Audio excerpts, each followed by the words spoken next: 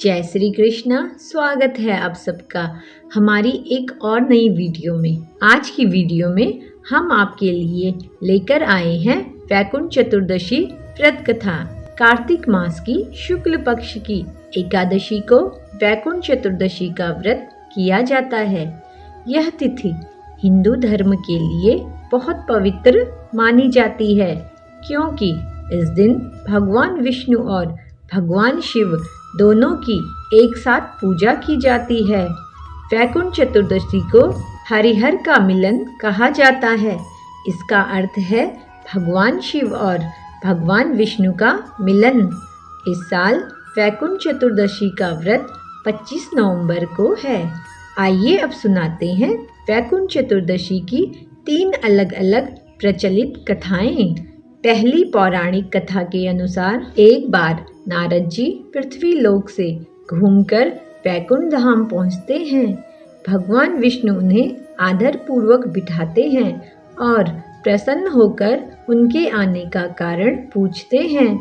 नारद जी कहते हैं, हे प्रभु, आपने अपना नाम कृपानिधान रखा है। इससे आपके जो प्रिय भक्त हैं वही तर पाते हैं। जो सामान्य नर नारी हैं वह वंचित रह जाते हैं। इसलिए आप मुझे कोई ऐसा सरल मार्ग बताएं जिससे सामान्य भक्त भी आपकी भक्ति पर मुक्ति पा सकें। यह सुनकर भगवान विष्णु जी बोले, हे नारद, मेरी बात ध्यान पूर्वक सुनो।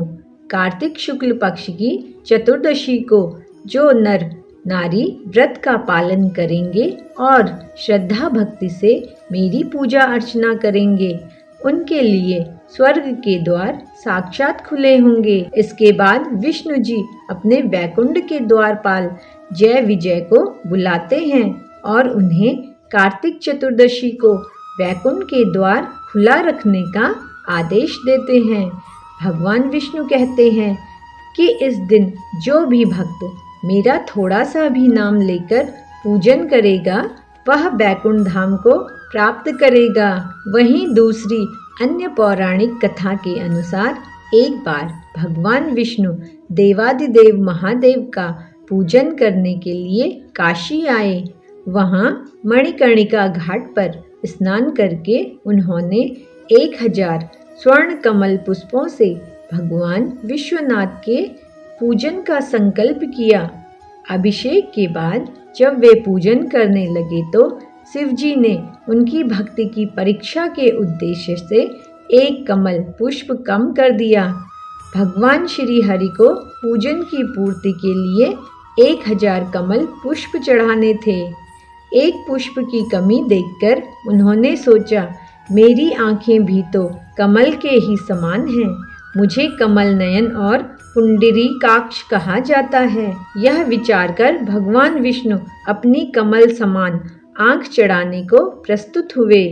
विष्णु जी की इस अगाध भक्ति से प्रसन्न होकर देवादिदेव महादेव प्रकट होकर बोले, हे प्रिय विष्णु, तुम्हारे समान संसार में कोई मेरा भक्त नहीं है। आज की यह कार्तिक शुक्ल चतुर्दशी अब वैकुंठ चतुर्दशी कहलाएगी। इस दिन व्रत पूर्वक जो पहले आपका पूजन करेगा उसे वैकुंठ लोक की प्राप्ति होगी। भगवान शिव ने इसी वैकुंठ चतुर्दशी को करोड़ों सूर्यों की कांति के समान वाला सुदर्शन चक्र विष्णु जी को प्रदान किया। शिव जी तथा विष्णु जी कहते हैं कि इस दिन स्वर्ग के द्वार खुले रहेंगे। मृत्यु लोक में रहने वाला कोई भी व्यक्ति इस व्रत को करता है वह अपना स्थान वैकुंठ धाम में सुनिश्चित करेगा। तीसरी पौराणिक कथा के अनुसार एक नगर में धनेश्वर नामक एक ब्राह्मण रहता था जो बहुत बुरे काम करता था। उसके ऊपर कई पाप थे। वह एक दिन गोदावरी नदी में स्नान के लिए गया। उस दिन वैकुंठ चतुर्दशी थी। कई भक्तजन उस दिन पूजा अर्चना कर गोदावरी घाट पर आए थे। उस भीड़ में धनेश्वर भी उन सभी के साथ था। इस प्रकार उन श्रद्धालुओं के स्पर्श के कारण धनेश्वर को भी पुण्य मिला। जब उसकी मृत्यु हो गई तब उसे यमराज लेकर गए और नरक में भेज दिया। तब भगवान विष्णु ने कहा, यह बहुत पापी है, पर इसने वैकुंठ चतुर्दशी के दिन गोदावरी नदी में स्नान किया और श्रद्धालुओं के पुण्य के कारण इसके सभी पाप नष्ट हो गए, इसलिए इसे वैकुंठ धाम मिलेगा। इस प्रकार धनेश्वर को वैकुंठ धाम की प्राप्ति हुई। तो प्रिय भक्तजनों, यह थी वैकुंठ चतुर्दशी की 3 अलग अलग पौराणिक कथाएं। उम्मीद करते हैं आपको कथाएं अच्छी लगी होंगी। तो इन्हीं कथाओं के साथ वीडियो को लाइक और चैनल को सब्सक्राइब अवश्य करें। जय श्री कृष्णा, जय महादेव।